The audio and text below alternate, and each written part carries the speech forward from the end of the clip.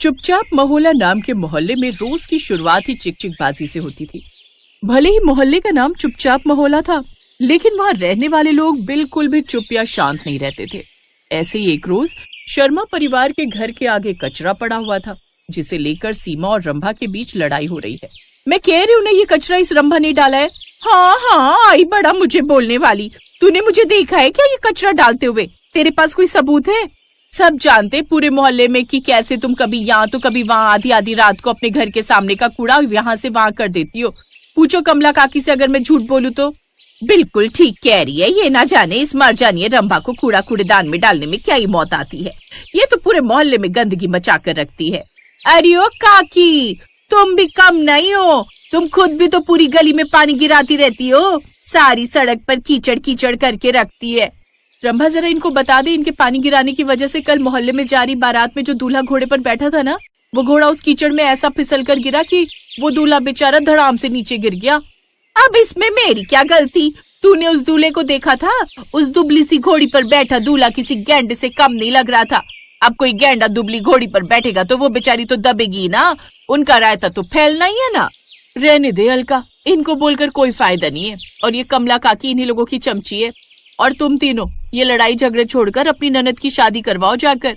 ये सुनकर प्राची भड़कते हुए आगे आती है। तुझे बड़ी पड़ी है हमारी ननद की, उसे तू खिला रही है क्या डायन?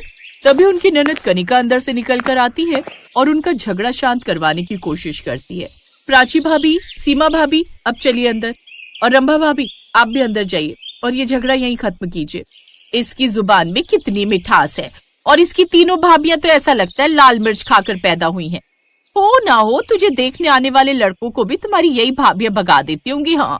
कनिका अपनी तीनों भाभियों को लेकर अंदर आ जाती है। तभी उसकी तीसरी भाभी पूजा बोलती है, उस डायन की इतनी हिम्मत कैसे हुई हमारे घर के मामले में टांग अड़ाने की? देखना, एक दिन इसी मोहल्ले में हमारी ननद की ऐसी बारात आएगी कि ये पड़ोसन गरम तवे पर जलकर खाक सी हो जाएंगी। एक कहावत तो आप लोगों ने सुनी होगी कि जिस जगह लड़ाई झगड़ा होता है, असल में प्यार भी वहीं होता है।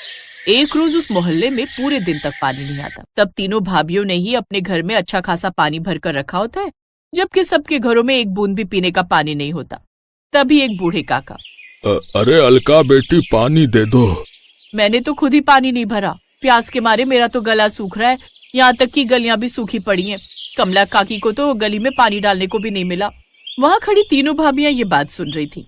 अरे सब लोगों को बिना पानी के कितनी परेशानी हो रही है, चलो ना सबको थोड़ा थोड़ा पानी दे देते हैं, कम से कम कुछ काम तो निकलेगा। तुम सही कहती हो, आखिर पड़ोसी तो पड़ोसी के काम आता है। अब वो तीनों सबको थोड़ा थोड़ा पानी देती हैं। उनका ये व्यवहार सबको पसंद आता है। ऐसे ही कुछ दिन बीत जाते हैं। एक रोज उनकी ननद को देखने लड़के वाले आते हैं और उनकी ननद की शादी इस बार तय हो जाती है। वो तीनों मोहल्ले के हर घर में लड्डू बांटते हैं। ये लो रंभा, अलका, लड्डू खाओ। ये लड्डू किस खुशी में, ये तो बताओ। हमारी ननद कनिका की शादी तय हो गई है, तो तुम भी कमर कस लो। हमारी ननद तुम्हारी भी तो ननद हुई, इस नाते तुम्हें भी काम की जिम्मेदारी निभानी होगी। हाँ हाँ, क्यों नहीं निभाएंगी, इस मोहल्ले की इकलौती कुंवारी लड़की बची है वो तो, हम तो खूब धूम मचाएंगे उसकी शादी में। और पता है, किसी समुदाय भवन में नहीं बल्कि बैंकेट हॉल में शादी करेंगे हम अपनी ननद की। उनके तीनों भाई वही बुक करवाने गए हैं, आते ही होंगे। अरे आ गए आप लोग, बैंकेट हॉल बुक हो गया ना? नहीं प्राची, वो लोग बहुत ज्यादा पैसे मांग रहे हैं, उतना हम लोग नहीं दे पाएंगे, और समुदाय भवन खाली नहीं है, इसलिए अब हमें मोहल्ले में ही बारात के आने का इंतजाम करना होगा। तभी उनकी माँ और ननद भी वहाँ आ जाते हैं। लेकिन बेटा, शादी में तो बहुत कम समय है, इतने कम समय में हलवाई को न्योता, मोहल्ले की सजावट की तैयारी, ये सब कुछ कैसे होगा? माँ जी बिल्कुल सही कह रही है जी, इतनी जल्दी ये सब कैसे होगा? तुम सब चिंता क्यों करते हो, हम सब है ना हाथ बटाने के लिए। क्यों राम किशोर जी? हाँ हाँ, क्यों नहीं, बारातियों के लिए कुर्सी टेबल लाने की जिम्मेदारी तो मैं देख लूंगा, और पूरे मोहल्ले की साफ सफाई की जिम्मेदारी मेरी, और खाने की व्यवस्था मैं देख लूंगा, आखिरकार मैं हलवाई भी तो हूँ। फिर कुछ दिन बाद शादी से पहले कुछ लोग मोहल्ले की सफाई कर रहे थे, कुछ पूरे मोहल्ले को लाइट और फूलों से सजा रहे थे। लगभग 2 दिन में पूरा मोहल्ला चमक जाता है, और अब वो किसी बैंकेट हॉल से भी ज्यादा अच्छी तरह चमक रहा था। ऐसे ही हलवाई मिठाई बनाने की तैयारी कर रहा था। कनिका की मेहंदी की रस्म होती है। रंभा और अलका बहुत अच्छी मेहंदी लगाती थी, इसलिए कनिका को मेहंदी वही लगाती है। ये लो रंभा, कुछ जूस पी लो, तब से तुम दोनों मेहंदी लगाने बैठी हो, थक गई होगी ना? अरे नहीं नहीं, और ये थोड़ा हाथ अभी बाकी है। अच्छा तुम अपना करो और मुंह खोलो, मैं ही तुम्हें ये जूस अपने हाथों से पिला देती हूँ। सच में इस मोहल्ले की ना बात ही अलग है। कुछ दिन पहले दोनों एक दूसरे के खून पीने पर उतारू थे, लेकिन आज देखो तो कैसे प्यार से जूस पिलाया जा रहा है। यही तो इस मोहल्ले की खासियत है, यहाँ पल में झगड़ा और पल में प्यार हो जाता है। अच्छा जल्दी करो, फिर सबने डीजे पर डांस भी करना है। मेहंदी की रस्म के बाद सब लोग मिलकर डीजे पर डांस करते हैं और अगले दिन बन्नों को हल्दी लगाकर हल्दी की रस्म पूरी करते हैं। फिर शादी वाले दिन पूरे मोहल्ले की औरतें सजकर हाथों में फूलों की थाली लेकर और सभी मर्द हाथों में फूलों की माला लिए बारातियों के स्वागत की तैयारी में खड़े थे। पता नहीं ये लड़के वाले कब आएंगे, मेरी तो आंखें थक गई बारात की राह देख देख कर। मोहल्ले के सभी लोग बारात की तैयारी कर रहे थे कि तभी नाचते गाते बारात आ जाती है। फिर कनिका की भाभियां उसे स्टेज तक लेकर आती है, जिसके बाद जयमाला की रस्म होती है। सभी मोहल्ले वाले उन पर फूलों की बारिश करते हैं। इसके बाद मोहल्ले के पंडित जी मंत्र पढ़ते हैं और उनके फेरे करवाते हैं। चलो भाई, अब विदाई का समय हो रहा है, अब जल्दी से लड़की को विदा करो। इस तरह हंसी ठिठोली के बाद ननद की विदाई के वक्त सभी मोहल्ले वालों की आंखें भर आती हैं। फिर वो सब मिलकर ननद को विदा करते हैं। शादी के बाद कनिका की तीनों भाभियां और उसके माता पिता मोहल्ले वालों के आगे हाथ जोड़कर उनका धन्यवाद करती हैं। साथ ही उनकी सास यानी कि कनिका की माँ हाथ जोड़कर मोहल्ले वालों से कहती है, आप सबका बहुत बहुत शुक्रिया, जो आप सबने मेरी बेटी की शादी में इतना योगदान दिया कि हमारा दिल खुश हो गया। लड़ाई झगड़े तो चलते रहते हैं, लेकिन ऐसे मौके पर सबका साथ मिलना बहुत बड़ी बात है। आप सबने मेरी बेटी को अपनी बेटी की तरह समझकर उसकी शादी में ध्यान दिया। आप सभी का धन्यवाद। मोहल्ले में रहने का यही तो फायदा होता है, मुसीबत के वक्त सभी एक दूसरे के साथ आ जाते हैं। चलो भाई, अब शादी तो निपट गई, लेकिन थकान बहुत हो गई है। मैं तो अब जाकर अगले 3-4 दिन अच्छे से सोने वाली हूँ। चलो अच्छा है काकी, कम से कम इसी बहाने मोहल्ले की सड़कें अगले 3-4 दिन तक गीली तो नहीं रहने वाली।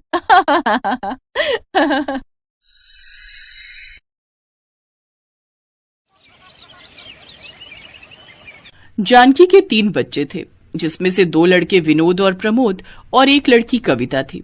बिन बाप के बच्चों को जानकी ने खूब लाड प्यार से पाला। उसने कभी उन्हें कोई तकलीफ नहीं होने दी। माँ बाप दोनों की जिम्मेदारियां उसने बखूबी निभाई। समय बीता और तीनों बच्चे जवान हो गए। विनोद और प्रमोद अच्छी कंपनी में नौकरी पर लग गए, जहां उन दोनों को अपने मालिक की अमीर घर की 2 बहनों नैन्सी और सुप्रिया से प्यार हो गया। जानकी को भी दोनों लड़कियां पसंद आ गईं। फिर सबकी रजामंदी से शादी की तारीख पक्की हो गई। माँ, मैं तो अपने भाइयों की शादी में गाउन पहनूंगी। हाँ, तू तो ऐसे तैयारी कर रही है जैसे हमारी नहीं बल्कि तेरी शादी हो, हैं? और क्या भला, आखिर क्या जरूरत है बेकार में खर्चा करने की? माँ, ये तो तुम्हारी ही साड़ियों से कोई पहन लेगी, हैं? आखिर तुम दोनों भाइयों की इकलौती बहन है, इतना तो इसका हक बनता है। फिर जानकी ने अपने पैसों से कविता के लिए गाउन बनवा दिया। ऐसे ही शादी वाला दिन भी आ गया और जानकी की दोनों बहुएं ब्याह कर घर आ गईं। कुछ दिन ऐसे ही बीत गए। एक रोज, बस अब जल्दी से अपनी बेटी के हाथ भी पीले कर दूं तो मैं अपने सारे फर्ज से मुक्त हो जाऊंगी। वैसे भी मैं अस्थमा की मरीज हूँ, न जाने कब क्या हो जाए। तभी जानकी की दोनों बहुएं वहां गईं। अगर दोनों माँ बेटी की खुसुर फुसुर खत्म हो गई हो तो घर के कुछ काम कर ले, और नहीं तो क्या, अब हम दोनों सारा दिन किचन में रहकर खाना बनाएंगी क्या? ना बाबा ना, हमसे तो ना होगा ये।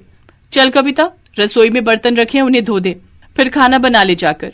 इस तरह दोनों अमीर घर से आई बहुएं सास ननद से घर के काम करवाने लगी। दोनों बड़े घर से आई थी, लेकिन फिर भी उनके मन में लालच भरा हुआ था। सुनिए जी, ये माँ जी कविता को कुछ ज्यादा ही प्यार करती हैं। अब कल की ही बात लो, माँ जी ने अपने सोने की बालियां कविता को दे दी। मुझे तो डर है कहीं एक दिन वो ये घर भी उनके नाम ना कर दें। और क्या, वैसे भी किसी के मन में कपट आते कहाँ देर लगती है। दोनों बीवियों ने अपने पति के मन में बीज बो दिया। फिर क्या था, अगले ही दिन विनोद और प्रमोद वसीयतनामा लेकर अपनी माँ के पास पहुंच गए। माँ, इन पेपर्स में साइन कर दो। कैसे पेपर्स और क्या लिखा है इसमें? यही कि आपको कुछ हो गया तो आपकी ये सारी प्रॉपर्टी हमें बट जाएगी। अपने जीते जी तो मैं ऐसा नहीं करूंगी। माँ, आप मेरी चिंता क्यों कर रही हो? और वैसे भी अभी तो मैं पढ़ ही रही हूँ। आप ये घर बेझिझक होकर साइन कर दो। अपनी बेटी की बात मानकर जानकी ने वैसा ही किया। लेकिन अब तो जैसे नैन्सी और सुप्रिया का सपना पूरा हो गया। एक रोज दोनों भाई ऑफिस के काम से शहर से बाहर गए होते हैं। और कविता की दोनों भाभियां किट्टी पार्टी में गई होती हैं। तभी अचानक जानकी की तबीयत खराब हो जाती है। दोनों भाभियां फोन नहीं उठा रही, अब क्या करूं? माँ तुम चिंता मत करो, मैं तुम्हें अभी अस्पताल लेकर चलती हूँ। कविता बाहर ऑटो ढूंढने जाती है, लेकिन जब तक वो वापस आती तब तक जानकी दम तोड़ चुकी थी। अपनी माँ की मौत के सदमे से कविता को बहुत गहरी चोट पहुंची थी, लेकिन अभी उसका दुख दूर नहीं हुआ था कि उसकी दोनों भाभियों ने वो कर दिया जिसकी उसे उम्मीद नहीं थी। नहीं भाभी, मैं इस घर को छोड़कर कहीं नहीं जाऊंगी। इस घर में मेरी ये माँ की यादें बसती हैं, लेकिन तुम्हें हमारे साथ ये घर छोड़कर जाना ही होगा, क्योंकि हमने ये घर बेच दिया है। तुम ऐसा कैसे कर सकती हो भाभी? नहीं, मैं अपने रहते इस घर को नहीं बेचने दूंगी। इसके अलावा तुम्हारे पास कोई ऑप्शन भी नहीं है, क्योंकि माँ ने ये अपने दोनों बेटों के नाम कर दिया था। दरअसल उस रोज उन्होंने वसीयतनामे पर अपना ही नाम लिखा था, कविता का नहीं। कविता मजबूर थी, वो कुछ नहीं कर पाई और मजबूर होकर अपनी भाभियों के साथ चली गई। कविता हमेशा अपनी माँ को याद करके रोती रहती। ओफो, अब ये तुम्हारा रोना धोना आखिर कब तक चलेगा? चलो अब ये सब ड्रामा बंद करो और घर के काम करो जाकर। आखिर कब तक मुफ्त की रोटियां तोड़ेगी? हाँ उठो अब, और रसोई में बर्तन पड़े हैं उन्हें धो लो, फिर कपड़े भी धो लेना, लेकिन पहले रसोई में जाकर नाश्ता बना लो। अगर मैंने इनकी बात नहीं मानी तो ये दोनों मुझे घर से निकाल देंगी, फिर मैं कहाँ जाऊंगी? अब कविता सारा दिन घर का काम करती और जब समय मिलता तब आधी रात को पढ़ने बैठती। एक दिन घर में विनोद और प्रमोद की बिजनेस पार्टी थी। उसमें क्लाइंट्स के साथ उनकी वाइफ भी आई थी। सारी तैयारी कविता ने अकेले कर ली। तभी पार्टी में एक औरत ने नैन्सी से पूछा, ये लड़की कौन है नैन्सी? ये हमारी नौकरानी है। ये सुनकर कविता को बहुत बुरा लगा और वो बिना किसी से कुछ कहे उस घर से चली गई। लेकिन उसे कहीं ठिकाना नहीं मिला, इसलिए वो फुटपाथ पर रहने लगी और भीख मांगकर अपना गुजारा करती, साथ ही अपनी पढ़ाई भी करती। समय बीतता रहा और एक दिन उसकी मेहनत रंग लाई। उसने एसएससी की परीक्षा पास कर ली, फिर भीख मांगने वाली एक गरीब ननद इनकम टैक्स अफसर बन गई। ऐसे ही समय बीता। एक रोज, हे राम, हम लुट गए, बर्बाद हो गए। क्या हुआ? ऐसे क्यों चिल्ला रही हो? हमारे हस्बैंड के दफ्तर में पुलिस वालों की रेड पड़ी है, सब कुछ जब्त हो गया, ऑफिस सील हो गया और गार्ड कह रहा था अब वो टीम हमारे घर ही आ रही है। हमें क्या पता था ये दोनों भाई गैर कानूनी काम करते हैं। क्या? अब हम कहाँ जाएंगे? फुटपाथ पर। न जाने किसके श्राप का फल है जो हमें ये दिन देखने को मिल रहे हैं। तभी पुलिस वहां आ गई और उन्होंने उनके घर को भी सील कर दिया। अब वो दोनों सड़क पर आ गई। उधर कविता सरकारी आवास में रहती थी। उसने जब अपने भाइयों के बारे में अखबार में पढ़ा तो वो खुद को उनसे मिलने से रोक नहीं पाई। वो अपनी कार से जा ही रही थी कि तभी उसने अपनी दोनों भाभियों को फुटपाथ पर बैठे देखा। भाभी, आप दोनों यहाँ? ये सब कैसे हो गया? मैंने अभी अभी अखबार में देखा जो कुछ भी आपके साथ हुआ। ये सब हमारे कर्मों का फल है कविता। हमने जो तुम्हारे साथ किया उसकी सजा हमें मिल गई। अब तुम हमें माफ कर दो। हाँ नैन्सी, अब तुम हमें माफ कर दो। आप दोनों घबराओ मत और मेरी गाड़ी में बैठो और मेरे घर चलो। तुम्हारी गाड़ी? तुम्हारा घर? हाँ, अब मैं एक इनकम टैक्स ऑफिसर बन गई हूँ। अपने दोनों भाइयों को छुड़वाने के लिए कुछ करती हूँ मैं। खुशी के मारे उसकी भाभियों ने उसे गले से लगा लिया। उसने अपने भाइयों की भी जमानत करवा दी। अब दोनों भाइयों ने कसम खा ली कि वो अब ईमानदारी से काम करेंगे। अब दोनों अमीर भाभियां अपनी गरीब ननद के बड़प्पन के आगे झुक गई, क्योंकि आज उनकी गरीब ननद उन दोनों से भी ज्यादा अमीर थी। ये कहानी आप लोगों को अच्छा लगा है तो लाइक और सब्सक्राइब